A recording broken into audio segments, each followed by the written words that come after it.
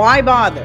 And it's not like I've never talked about this before, but why bother? Why bother going through learning the skills or having to face the hardships of taking out an animal when you need to, or building a fence, or dealing with a garden that maybe half of it or maybe all of it fails and then you got to start all over again? Why bother? Why bother with trying to be more self-sufficient? I don't like to call everything homesteading. I just say more self-sufficient. Not every, and I say it more self-sufficient because not everyone, there's not one single person that is 100% self-sufficient, and nobody should ever make you believe that they are. Some people try, but then they forget to look at all the other things in their life that they're dependent on somebody else or the store for. But there's always steps that we can take. So why bother? Well, let's not even take into consideration the constant fear mongering of, how the whole world's going to hell in a handbasket. And sometimes, yeah, it really looks that way. And we know that if you're a believer, you know that eventually it will, almost quite literally. So there's no stopping that. But there's real life events that happen all the time and always have and always will. I remember, was it the 70s or the 80s? I think it was the 70s that there was the massive fuel shortages. So we have fuel storage and we cycle through it. In fact, Patrick he was waiting for the fuel prices here to drop because everybody's talking about, oh, the fuel prices are dropping everywhere. Not here. So he kept waiting, but it's like, okay, we need to refill up all the tanks again because it's getting a little too low. But having that fuel storage means that if there's a shortage, we got fuel. We're good. If the shelves go bare for whatever reason, there's a massive town-wide power outage or some kind of natural disaster that's preventing the trucks from coming into the stores and restocking the stores. Remember, your stores only hold enough food to last your community for 3 days. And in any kind of event, the trucks can't get through because you just had a big blizzard and now your town has become an island. That stuff's going to go in 24 hours. It's not even going to last 3 days because people are all going to run to the store and they're going to buy up everything. But if you've got your own food storage, at least to get you through a few days, a week, a month, then you're good. You're fine. You don't have to have now that stress of dealing with that and fighting the crowds to get that last package of toilet paper or gallon of milk. There's main breaks that can happen and the city has to shut your water off. Or water contamination, where people are all flocking to the store. What's the first thing that's going to disappear from the stores within an hour? All bottled water is gone.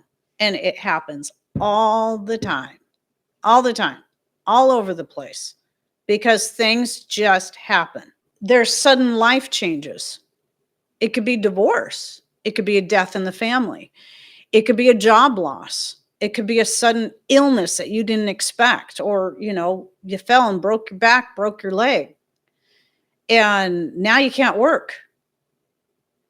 But now you're covered because maybe you paid ahead on your PUD bill, or you've got some kind of alternate power set up if they come and shut your electricity off. Any of that, you're taken care of. For me, I always like to be quite a number of months ahead on the power bill just in case something silly happens.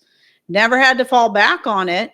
But like I said before, I've shared this story where one year, see, I used to have back here, instead of these cabinets, my main desk for dance, martial arts, where I'd have my roll sheets and different things, was right back here. And you can walk through this dance room and go through the sliding glass door out to the mailbox. So I had written the check for the PUD, written the check for the water, always paid them on the same day, went to, thought I had stuck them in the mailbox. So I'd commonly walk through this room and go stick them in the mailbox, stamped and everything, ready to go. The next month I get a late notice showing that I had not paid the month before. I'm like, I know I paid. I know I paid. What's going on here? I don't understand. Well, I just went ahead and took care of it, sent off some more checks because I'm like, maybe I did forget.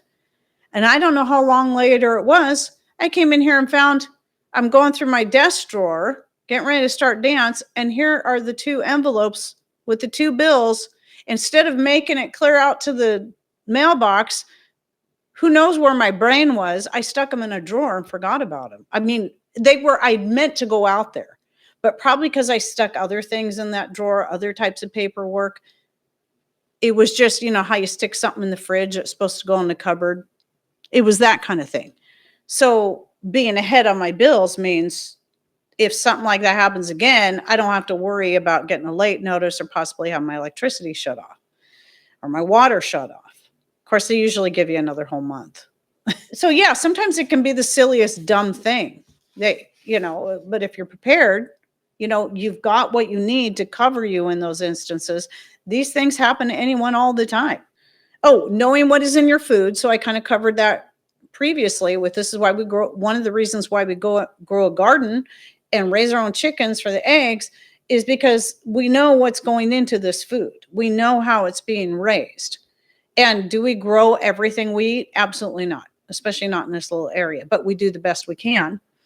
And plus, that's something we can fall back on if we can't get the food from the store, which is why we're going to put up that food. When all my beans, when I start getting all those beans, I got a lot of beans planted this year. They're going to get canned. Well, they're probably whatever we don't use right away, it's going to get canned. I want lots and lots of jars of green beans because that's my favorite way to have them is canned. I might like to dehydrate a lot of stuff, but I really like my green beans to be canned. Freezing works too for the green beans. So yeah, knowing where your food comes from. That's another reason why some people would bother. And then having the knowledge and skill, to take care of yourself and your family. This is why a lot of us have chosen to delve into this lifestyle. Some people are much farther along. Some people have lots more land and lots more animals and things that they're doing. Like, Tyler, he's got his goats with the milk and all that. So he's making cheese and yogurt and everything. I love that. I think it's great. We're not there. We may never be there. I don't know. I would much rather at this point, I would much rather be able to find somebody else that's doing this stuff and be able to barter and work with them. But that's something too. That's something that you can do as well. We can send you a goat or 2. No, thanks. I don't need that kind of headache right now. I've decided that if I was going to do any dairy animals, obviously we couldn't do it here. We just don't have a space. But I'm looking at either the Icelandic sheep or maybe even, I think they're probably really expensive to get, but I would love to have maybe one of those mini cows, milking cows, because they won't take up as much room, but they can put out quite a bit of milk. Probably be more than what we could use. Yeah, I don't know that all utility places would do that, Thistle Moon. Ours does. So, because like I said, I've been doing it for years and gosh, I don't even know how many years. It all kind of started back when we decided to pay off the house.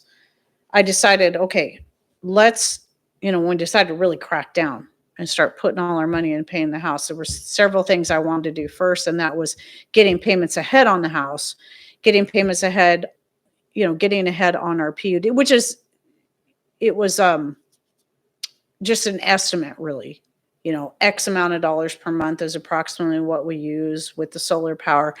If I do it like an average over the year, because we, obviously less in the summer, more in the winter.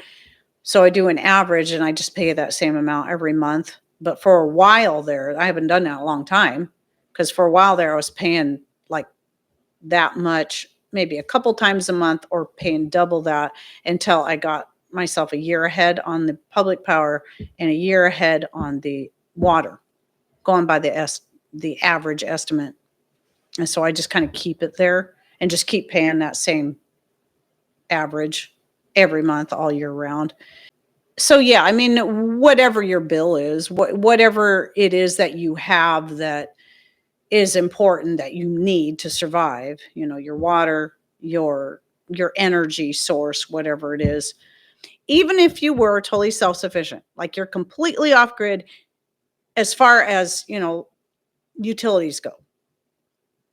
Anything can go wrong with that solar power, with that wind power. Your wind turbine could just, self-destruct. If you're doing hydroelectric and you're depending on a creek or a river to, provide your power, well, fish can get hung up in there and then you get problems. You got to go take care of that. There's always something that you have to take care of. And I know this because there was a guy south of town years ago that was selling he was totally off grid. He had solar, but he relied mostly on his hydroelectric. He was telling us about some of the issues he would have sometimes with the fish, and he'd have to go clean out this, whatever. I don't know. It was a long time ago. I'm like, man, that's a lot of work. But he was completely off grid, and he had both, so he could do solar more in the summertime, and then in the winter he depended more on the hydroelectric because that's when there's a lot more water going through there. So I hope that all that made sense. I didn't quite follow my notes the way I had it planned. I just kind of got on here and started rambling like I do. But yeah, I mean, it's not all fun and games. It's not all easy, but it's also at the same time, it's very rewarding. It's like having children. Children aren't always all fun and games, and grandchildren too, for that matter. But it's rewarding, and you wouldn't take it back for anything in the world.